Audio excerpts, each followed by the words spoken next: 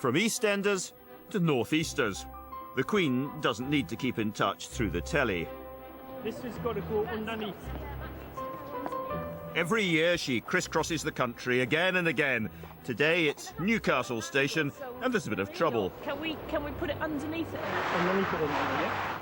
The red carpet is too short. The thing is, it's whether we can get the door exactly on the carpet. There is a degree of potential error either side of it, and that's putting the carpet that way saves that potential error. Yeah, you save that potential error there, you save, I know, 10 metres at that end. She's here for the opening of the Sage Centre, a concert hall in Gateshead, where school children have been practising their dance moves for hours.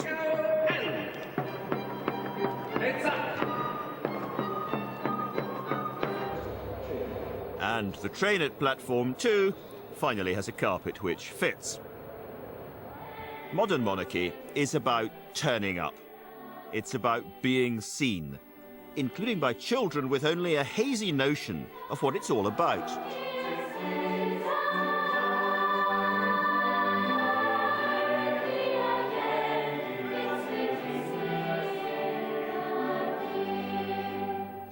She looks younger than she is, and I thought she was a bit taller than that, because on TV she looks a lot bigger. I would imagine that she would have been like had all her robes on and stuff, but she didn't. But it doesn't matter. I expected her to be a bit shorter and have lots and lots of jewellery on, with a crown and robes. I didn't expect her to wear a suit.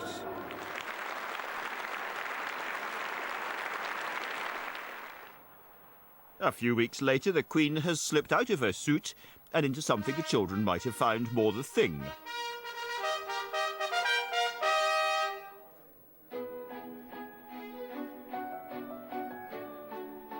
In Victorian days, there were only 6 ambassadors in London. But by the beginning of her reign, so many had arrived that the first full party for diplomats had to be held. At Buckingham Palace, every November, it continues. 1,000 diplomats this year winding through the grand state rooms. It's one of those rare occasions when a fully equipped Queen can seem almost underdressed.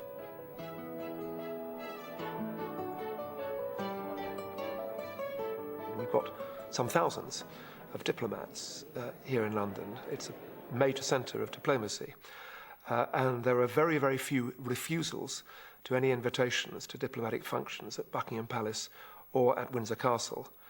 And at those functions, the Queen shows astonishing energy, energy that would have tired somebody literally half her age, but there she is, carrying out her functions.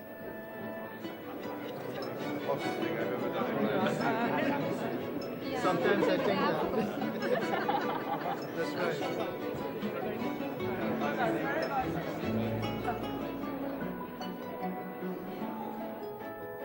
What on earth does she find to say to them all? Once a year, every year, she finds something. Diplomat-in-chief. From her toes to her tiara. I was hearing about you this morning. And you're studying here.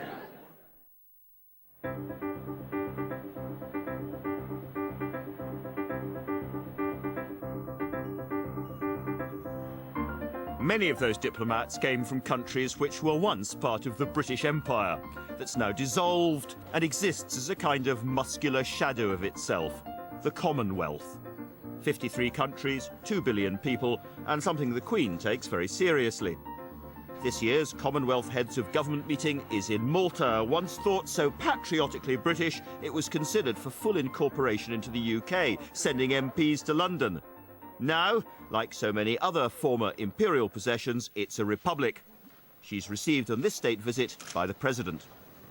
Majesty, just a remembrance of your feet, all the silver handmade.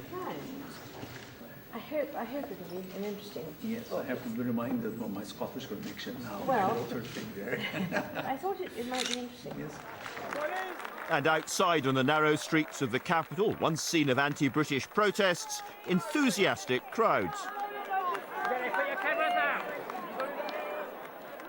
The major purpose of this visit is to open the Commonwealth Heads of Government meeting.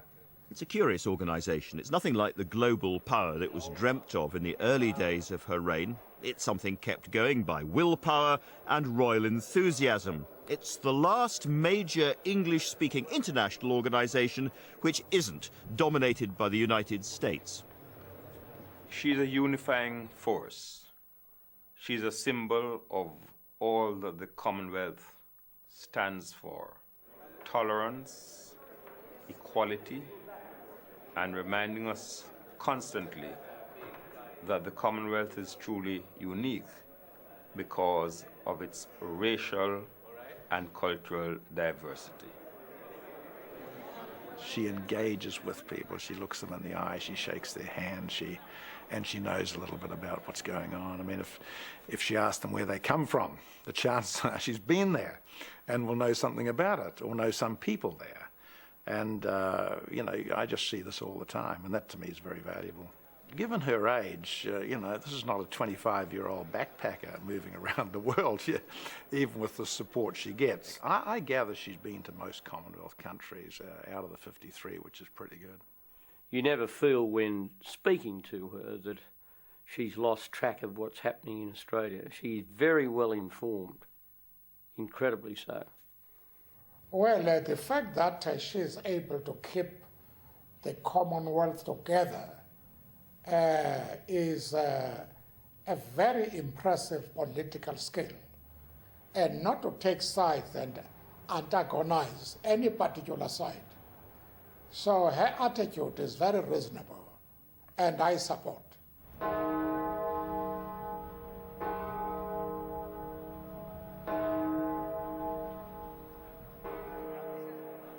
The Queen and the Duke of Edinburgh host a reception on HMS Illustrious, another ship in a country dear to their hearts. Why? Because it was once their home.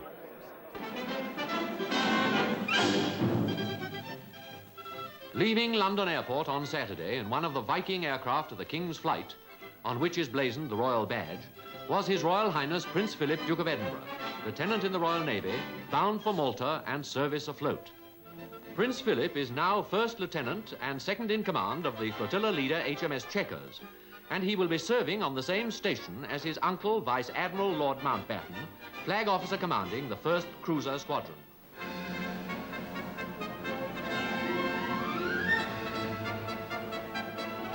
Prince Philip had had a good war in the Navy, fought in the Mediterranean and in the Pacific. He was mentioned in dispatches.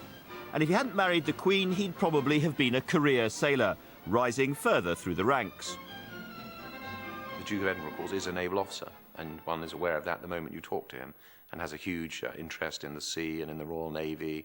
I mean, he loved the Navy, and I think, I mean, obviously he's extremely happy he married the woman he loved, and he's been a wonderful consort, but I imagine there's a little lurking thing there that he would have liked to have succeeded and shown that he actually could have got to the very top of the Navy on his own, which I think he could have done.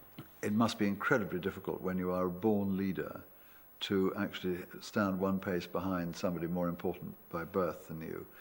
And I believe that had he not had to do the job he has done, he would almost certainly have been a captain of industry or a full admiral or whatever else it might be.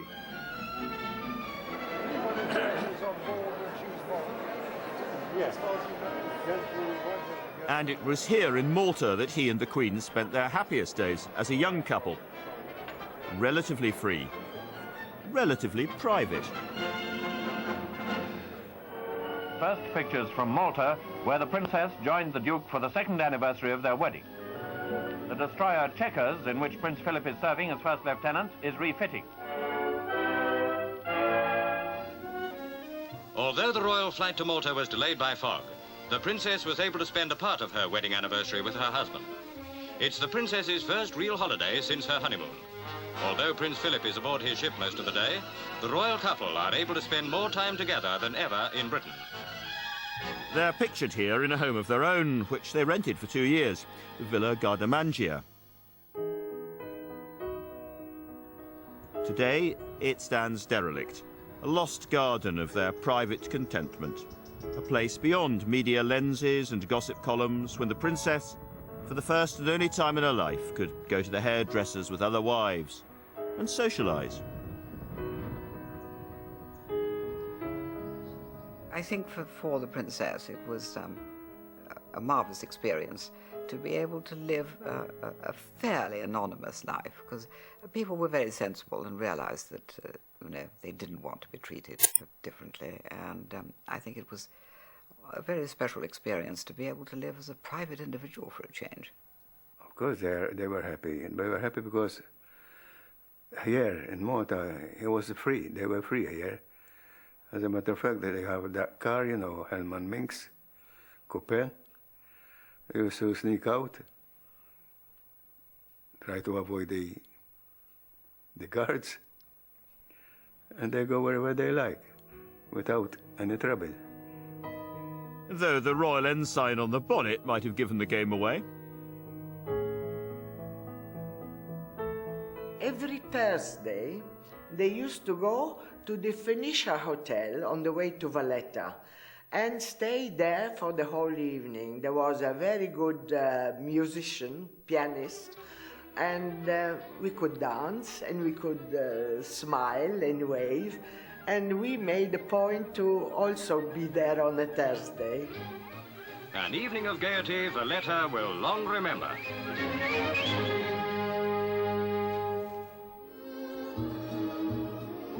In Malta, the prince took up polo, and the princess found a hobby of her own.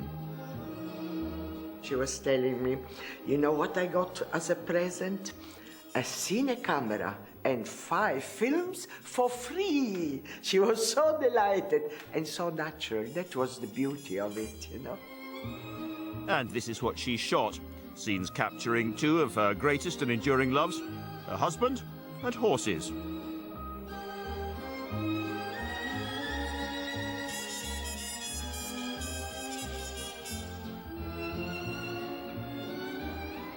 By the end of the 4-day visit to Malta, the Queen has attended or hosted official engagements every day and every night.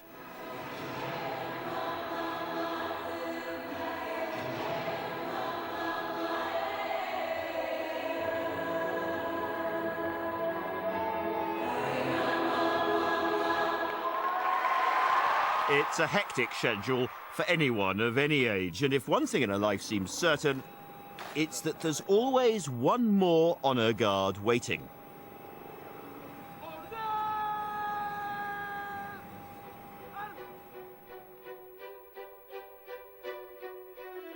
This woman has now been queen for more than half a century.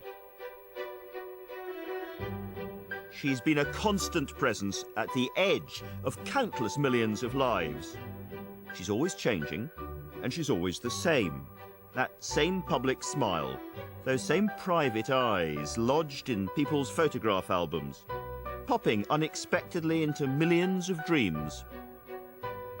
It would be very hard to find fault in all the things that she's done, particularly given that all around her sometimes appears to have been like a pack of cards that's fallen down. She is the great survivor, a living symbol, just as she planned to be. Times have changed. She hasn't very much. In her 80th year, the Queen shows no signs of diminishment. Duty, it seems, is a powerful drug. She has worked out what she thinks the monarch should be and can be in today's world. And she knows that one part of that is, yes, being in touch with people and changing with the times, but there's a bit of her that is very strongly unchanging, which is about, this is the mystery and the majesty of the monarchy, and that's the way it's going to stay. Certainly the survival of the monarchy has been her achievement. One day, when she is no longer here, things will feel different. Questions for another day. She's a tough lady with no interest in retirement. I mean, she accepts the good and the bad. Well, she seems to. She might have a little screech in the parlour or something, but I cannot believe that she's going to be 80. I just cannot believe that. She still looks like she can do it. She could go on and do it and do it and do it. What do those busy